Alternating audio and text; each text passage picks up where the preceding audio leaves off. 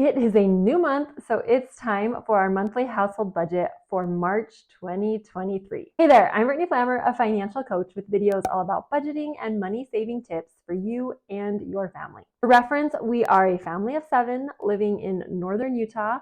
I like to use a zero-based budget, and I do my budgeting in a spreadsheet in Google Sheets. So you can grab the template that I use for a couple dollars in my shop. I'll put a link down below. Otherwise, let's hop on and see our budget for the month. Starting with the income, my husband is salary, so he gets paid the exact same every month.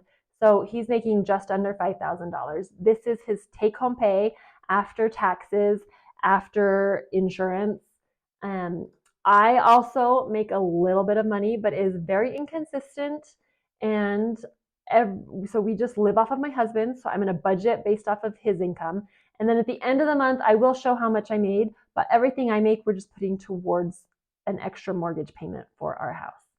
Also, we are in the process of filing our taxes. We will be getting a refund, but I don't know the exact amount yet, and I don't know if I'll get it in March. So I'm going to leave it blank for now. The end of the month, if we do get it, I'll put it in and show you how we spend it. Okay, so our total income is just under $5,000. Since it's a zero-based budget, I want the income to equal how much we spend. So I want to spend all of it, but I want to tell it where to go. So tithing, we pay 10% on our gross income, and then we also pay some additional humanitarian and fast offerings, but it all comes out of one payment. So that will be about $825. Our mortgage is fixed, $1332. Our electricity, I'm guessing $50. We have solar panels, but we have had almost no sun, and so we've had to spend more than usual on solar panels. So I'm guessing on our electricity. So I'm guessing $50. Natural gas is $86. Water and sewer, just looking at past history, it's usually in the past it's been just over $100 this time of year. So I'm putting it at $105. Life insurance, this is my term life insurance, and it is fixed. It's actually $11.10. That's fixed. Our car insurance, $90. We pay monthly, but it fluctuates a few dollars each month, but it's usually around $90. Phone bill, this is my husband's cell phone. We're on someone else's plan, so we pay them $30 a month. Internet's fixed at $62. Gas for our cars, March, we don't have spring break. We don't have any special trips, so I'm just putting it $250. We've been coming in a little under that, but I'd rather err on the side of caution. Piano, $100 for 2 kids to take piano. Karate, my daughter's been doing karate, but she is going to pause it for a few months. So I'm going to delete that because she won't have karate in March. Preschool for my youngest son is $100 per month. So total fixed expenses, $3,041. Now, I like to separate fixed expenses from variable expenses because fixed expenses are fixed. We have to pay them or we won't have a house to live in, and they don't vary a lot. They are pretty consistent month to month. Variable expenses, I have a lot more control over. Like, yes, we have to eat, but I can control how much I make at home versus eating out. So I like to keep these separate because I have a lot more control. So categories for me are groceries. I've got $677. I just copy my budget from last month to this month, and then I tweak it a little bit based on what's happening in life. So groceries, $677, which is a very odd amount. That's just what I had last month. Eating out, $25. That's my husband and I going out to eat once. Kids money, this is for when our kids do all their jobs. They have a chance to earn money.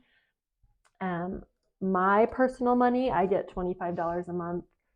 My husband's, I'll show you where we put his in later. And then babysitter, $25 a month. This usually means a couple nights of our daughters babysitting our younger siblings. We like to pay them a little bit, but not very much.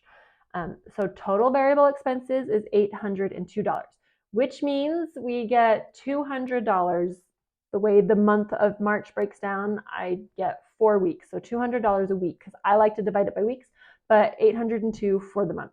Now, moving on to our savings, these are mostly sinking funds. I've got a video explaining our sinking funds for the year. I'll put a link in the description box down below.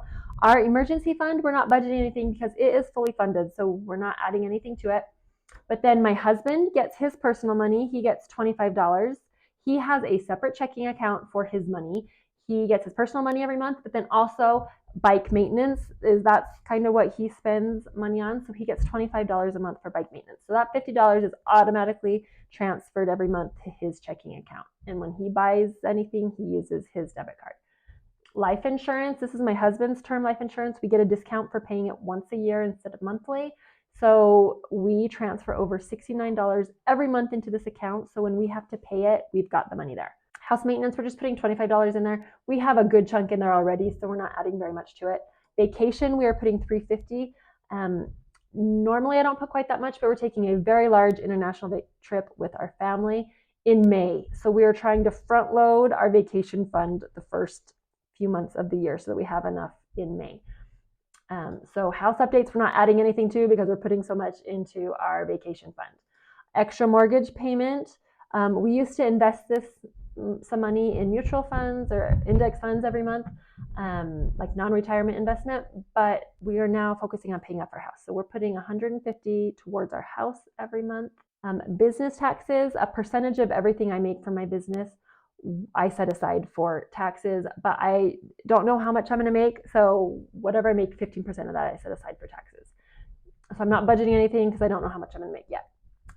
Clothing, this is a new sinking fund for us this year. I'm putting $50 each month into clothing so that when our kids' seasons change and when we need some clothes, we have money there. Also gifts. For our kids' birthdays, we don't spend a lot. So we usually can fit that into our regular monthly budget from our grocery bill or whatever. But for teachers' gifts or wedding gifts, I like to have some set aside. Or if we need money for a birthday gift, we'll have a little bit set aside there.